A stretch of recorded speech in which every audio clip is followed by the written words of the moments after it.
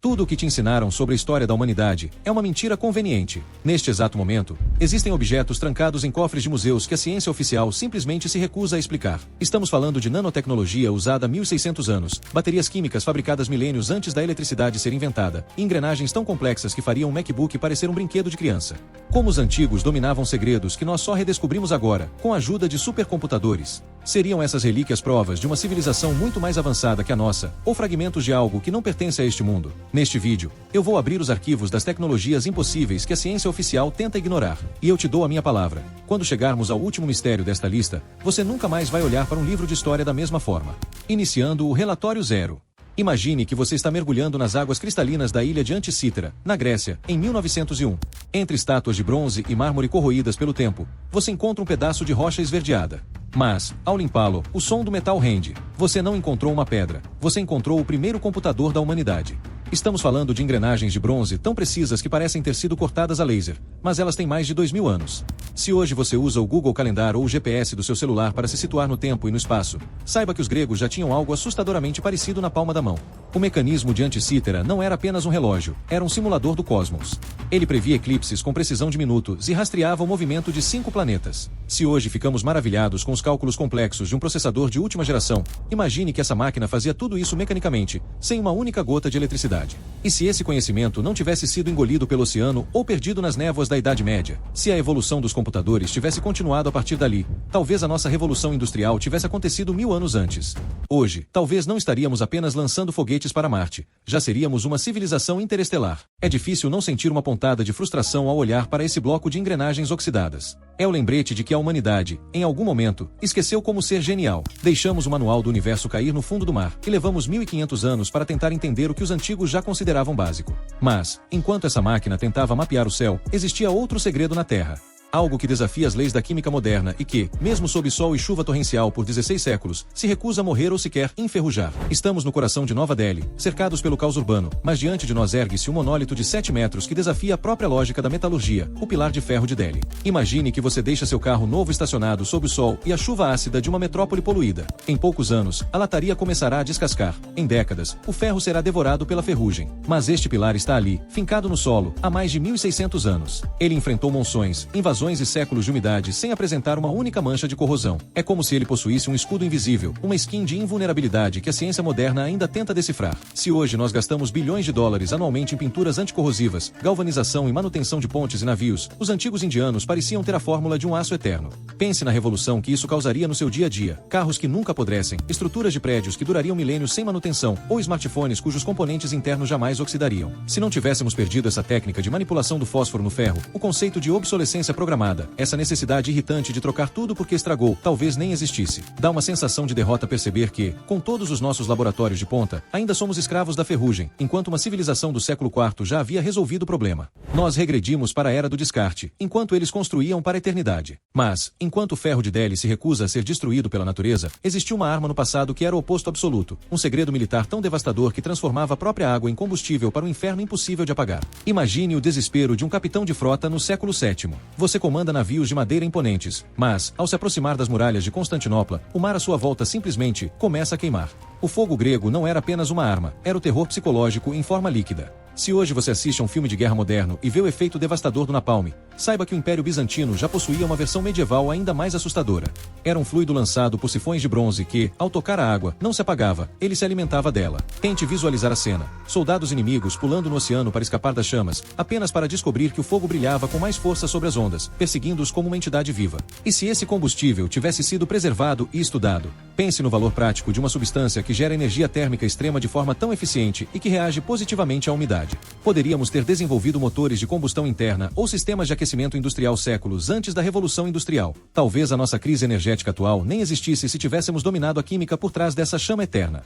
É angustiante saber que a fórmula foi tão bem guardada, dividida entre generais e alquimistas para que ninguém soubesse o segredo completo, que acabou morrendo com eles. Hoje, químicos modernos tentam replicar o fogo grego em laboratórios, mas o resultado é sempre uma imitação pálida. Perdemos o ingrediente X, perdemos a receita do poder absoluto. Mas, se o fogo grego era a arma que ninguém conseguia apagar, existia outra tecnologia do passado focada na resistência extrema. Uma metalurgia tão avançada que criava lâminas capazes de cortar um lenço de seda no ar e, ao mesmo tempo, estraçalhar pedra sem perder o fio. Imagine que você tem em mãos uma espada com brilho ondulado, que parece água fluindo pelo metal. Ao soltar um lenço de seda sobre a lâmina, ele se divide em dois apenas com o peso da gravidade. Você tenta golpear uma rocha e, em vez de quebrar, a lâmina permanece intacta, mantendo um fio que envergonharia qualquer bisturi moderno. Esse era o lendário aço de Damasco. Se hoje nós nos orgulhamos das ligas de titânio ou do aço cirúrgico, os ferreiros do Oriente Médio já utilizavam, há mais de 1000 anos, uma técnica que a ciência só conseguiu entender no século XXI. Ao analisarem essas lâminas em microscópios de altíssima potência, pesquisadores da Nature descobriram algo chocante. O aço continha nanotubos de carbono. Sim, os antigos estavam manipulando a matéria em nível molecular muito antes de sabermos o que era um átomo. Já parou para pensar no salto tecnológico que teríamos se essa técnica de nanofabricação metalúrgica não tivesse desaparecido no século XVIII? Imagine se tivéssemos aplicado essa resistência molecular em nossa infraestrutura básica desde então. Poderíamos ter pontes suspensas que nunca sofrem fadiga de metal, cabos de elevadores quilométricos para construir cidades verticais impossíveis, ou até próteses médicas que durariam centenas de anos dentro do corpo humano sem qualquer desgaste. É quase doloroso perceber que hoje, para alcançar uma dureza similar, precisamos de fornos industriais massivos e tecnologia de ponta, enquanto um ferreiro antigo, usando apenas carvão, fole e um segredo passado de pai para filho, criava o material perfeito. Nós herdamos os museus cheios dessas espadas, mas perdemos a receita de como as moléculas se abraçavam para criar tal perfeição. Contudo, se o aço de Damasco escondia segredos na força de suas lâminas, existe um objeto romano que guardava um mistério ainda mais bizarro em suas cores. Um cálice que parece mudar de alma dependendo da luz que o toca, revelando que a nanotecnologia da Marvel pode ter sido inspirada em algo que já bebia vinho há 1600 anos. À primeira vista, ele parece apenas um copo de vidro verde comum, uma relíquia romana do século IV. Mas basta colocar uma luz em seu interior para que o cálice de Licurgo pregue uma peça em seus olhos. O verde profundo se transforma instantaneamente num vermelho sangue vibrante. Se você já se empolgou nos cinemas vendo Tony Stark usar nanotecnologia para criar uma armadura que se molda a partir do nada nos filmes da Marvel, saiba que os romanos já faziam algo muito parecido na vida real. Eles não tinham computadores, mas eram mestres em manipular partículas em escala atômica. O vidro do cálice contém partículas de prata e ouro trituradas até chegarem a 50 nanômetros de diâmetro, menos de 1/1000 do tamanho de um grão de sal. Já pensou se tivéssemos levado essa ciência adiante em vez de deixá-la enterrada por quase 2 milênios? Se a medicina tivesse dado esse controle molecular tão cedo, talvez hoje já tivéssemos biosensores integrados ao nosso corpo, capazes de detectar doenças ou mudanças químicas no sangue apenas com a mudança de cor da nossa pele sob a luz. O que hoje chamamos de tecnologia de ponta em diagnóstico por imagem poderia ter sido algo comum nos nossos hospitais há séculos. É um tanto frustrante notar que passamos eras tratando os romanos apenas como construtores de estradas e aquedutos, sem perceber que eles já brincavam de ser deuses com a matéria.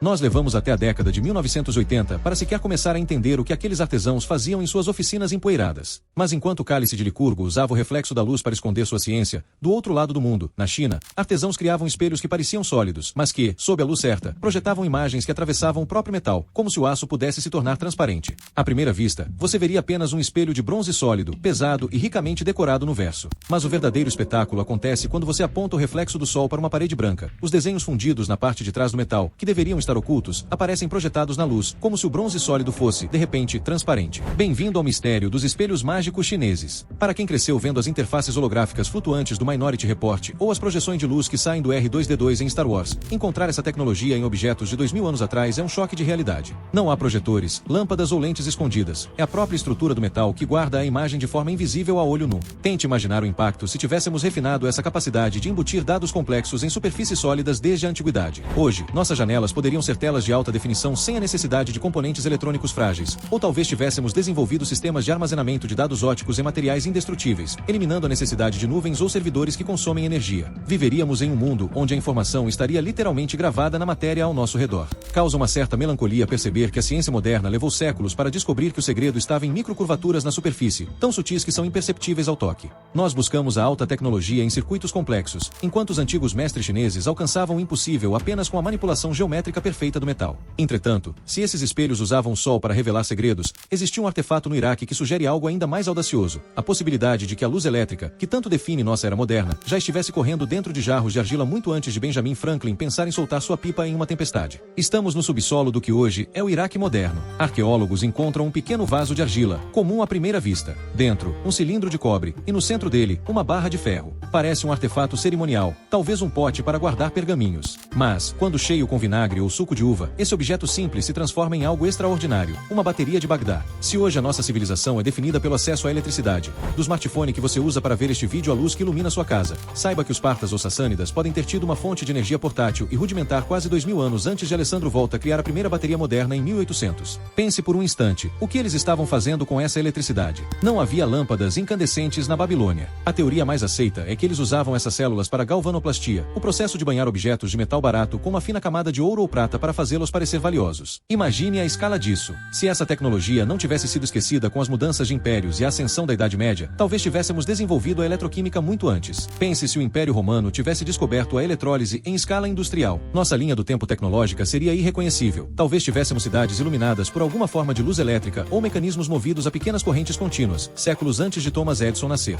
É profundamente frustrante olhar para esses jarros simples e perceber que a humanidade teve a chave da era elétrica nas mãos e a deixou cair no esquecimento por quase 1800 anos. Tivemos que reaprender do zero, como crianças tropeçando na escuridão. Mas a eletricidade de Bagdá era uma força domada, usada para fins práticos. Havia outros mistérios antigos que lidavam com forças muito maiores, que parecem desafiar não só a ciência moderna, mas as próprias leis da física e da aerodinâmica. Forças que sugerem que os deuses antigos viajavam pelos céus em máquinas voadoras avançadas, chamadas Vimanas. Abra agora os textos sagrados da Índia Antiga, os Vedas. Neles, você não encontrará apenas preces, mas diagramas detalhados de carruagens celestiais que brilham como o sol, as Vimanas. Se hoje você olha para o céu e vê o rastro de um caça supersônico ou a decolagem vertical de um foguete da SpaceX, saiba que textos de milênios atrás já descreviam naves capazes de viajar entre planetas, desaparecer instantaneamente ou usar o que pareciam ser motores de propulsão a mercúrio. Não eram apenas tapetes mágicos, eram descrições técnicas de engenharia que desafiam o que acreditamos sobre o passado. Considere por um momento a liberdade que teríamos se o conceito de locomoção dessas máquinas tivesse sido levado a sério pela ciência clássica. Se tivéssemos dominado a antigravidade ou propulsão iônica antes mesmo da invenção da roda, o mapa do nosso mundo seria outro. Não haveria fronteiras intransponíveis, congestionamentos ou a queima desenfreada de combustíveis fósseis. Estaríamos vivendo em uma era de exploração espacial digna de um filme de ficção científica, mas como algo cotidiano. É de nos deixar pensativos o fato de termos passado séculos rindo dessas histórias como contos de fadas, para só agora, com o avanço da física quântica e da aeroespacial, percebermos que os antigos talvez estivessem tentando nos deixar um manual de como conquistar as estrelas. Ignoramos a ciência dos ancestrais e, por isso, ficamos presos ao chão por tempo demais. Mas, enquanto as Vimanas nos fazem olhar para o céu em busca de respostas, existe um mistério que está bem diante dos nossos olhos, impresso em pergaminho. Um código que ninguém no planeta conseguiu quebrar, escrito em uma língua que não existe e ilustrado com plantas que não pertencem a este mundo. O manuscrito de Voynich. Imagine que você segura um livro de 600 anos, cujas páginas de pergaminho estão repletas de ilustrações vibrantes de plantas que não existem na Terra, diagramas astronômicos que não batem com o nosso céu e mulheres tomando banho em sistemas de tubulações estranhos. Mas o choque real vem quando você tenta ler. Cada letra, cada palavra, pertence a um alfabeto que ninguém, em nenhum lugar do mundo, jamais viu. Este é o manuscrito de Voynich. Se hoje confiamos em algoritmos de criptografia de ponta para proteger segredos de Estado ou transações bancárias, saiba que o Voynich é o firewall definitivo da história. Nem os maiores decifradores da Segunda Guerra Mundial, nem os supercomputadores da inteligência moderna conseguiram extrair uma única frase com sentido desse texto. É como se estivéssemos diante de um arquivo corrompido de uma civilização perdida ou de um código de programação para uma realidade que não é a nossa. Já pensou na revolução que esse livro traria se conseguíssemos finalmente entender o que ele diz? Imagine se as plantas desenhadas ali fossem fórmulas químicas para curas de doenças que ainda nos assolam, ou se o manuscrito fosse um tratado de botânica e medicina de uma cultura que descobriu segredos da biologia que ainda estamos longe de tocar. Poderíamos estar ignorando uma enciclopédia de soluções vitais, apenas porque perdemos a chave da linguagem que as protege. Causa uma frustração profunda folhear essas páginas e sentir que o conhecimento está ali, ao alcance dos dedos, mas bloqueado por uma mente do século XV que foi mais esperta que toda a nossa tecnologia atual. É o lembrete final de que o passado não era apenas rudimentar, ele era, em muitos aspectos, indecifrável e superior. O manuscrito de Voynich é a prova de que, embora tenhamos conquistado o átomo e o espaço, ainda somos analfabetos diante dos maiores segredos deixados pelos nossos ancestrais. O que mais estamos deixando passar, bem debaixo do nosso nariz, enquanto acreditamos que já descobrimos tudo? Olhar para esses artefatos não é apenas uma viagem ao passado, é um choque de humildade. Cada engrenagem de bronze, cada lâmina de aço indestrutível e cada página indecifrável nos fazem questionar: será que estamos realmente no topo da evolução, ou somos apenas uma civilização tentando redescobrir o que um dia já foi comum? Vivemos em um mundo de silício e telas, mas caminhamos sobre as cinzas de gigantes que dominavam átomos e estrelas sem usar um único chip. A maior lição que essas tecnologias nos deixam não é o que elas eram, mas o que nós perdemos no caminho. O passado não está morto, ele está apenas esperando que tenhamos a sabedoria necessária para lê-lo novamente. Mas esses são apenas os primeiros arquivos que abrimos. O mundo está repleto de fendas no tempo, segredos enterrados e verdades que a ciência oficial prefere ignorar. E nós não vamos parar por aqui. Se você sente que há algo mais na história da humanidade do que nos contam os livros escolares, você encontrou o seu lugar. Se este conteúdo fez você olhar para o mundo de uma forma diferente, deixe o seu like. Isso ajuda o YouTube a entender que buscamos respostas além do óbvio. E se você não quer perder as próximas investigações sobre o que está oculto nas sombras da nossa história, inscreva-se no canal. Agora, eu quero saber de você. Qual dessas tecnologias você acredita que teria o maior impacto na sua vida hoje? O ferro que nunca enferruja ou a medicina oculta de um manuscrito indecifrável? Deixe sua teoria nos comentários. O debate está apenas começando. Obrigado por acompanhar até aqui. Desligando os sistemas por enquanto. Este é o Relatório Zero. Até a próxima transmissão.